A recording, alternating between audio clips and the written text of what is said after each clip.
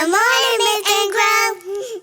Make sure you like, make sure you comment, and make sure you subscribe. Hi friends, welcome back to my channel, and today we are going to be reading Picture Day Perfection. I planned for months. This was going to be the year of the perfect school picture. But some days, not everything goes according to plan. The day started with the worst case of bedhead ever. Then it took me quite some time to unearth my favorite shirt. I finally found it at the very bottom of the hamper. You might call it stained, you might call it wrinkled, you might even call it smelly. You wouldn't be wrong. Breakfast was Picture Day pancakes, a family tradition. This year's festivities involved a small syrup disaster, more accurately described as a large syrup disaster, and it occurred exactly as the bus pulled up. I had a feeling we'd be getting a new family tradition.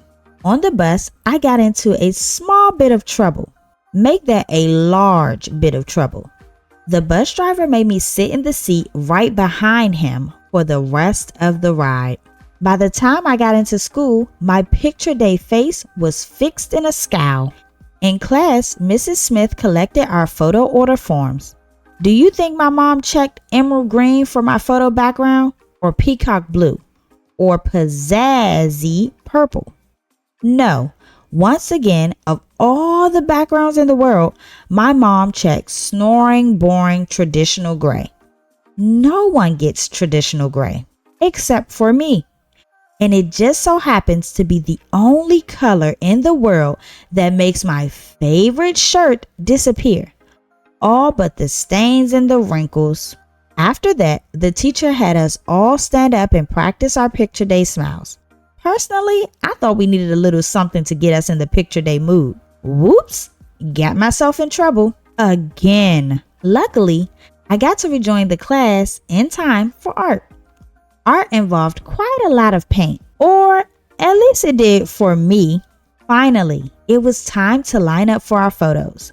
Ned, just in front of me, got the last complimentary plastic cone. I watched as classmate after classmate smile for the camera. I got queasy listening to everyone say, cheese. I can't stand cheese. The mere thought of it turns me green, deeply green. And just as my face reached its most awful pea green shade, it was my turn. I stepped forward.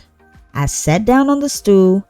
It was hard as a rock and cold as an iceberg. Just a sec, said the photographer as he fiddled with the camera knobs.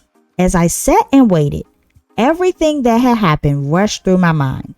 The monstrous messes, the muddles and the mix-up, the whole day from the moment I'd rolled out of bed had gone perfectly, even better than planned. This year, I was finally going to have the perfect school picture. And that's when I heard in a flash, all my hard work, my perfectly tangled hair, my perfectly rumpled shirt, my perfectly sticky face, my perfectly composed scowl, that perfect boring background, those perfect paint splatters, that perfect sickly pallor, wasted, useless, ruined, in a moment of weakness by an unexpected smile. Mom says it's my best picture ever. But just wait till she sees next year's. The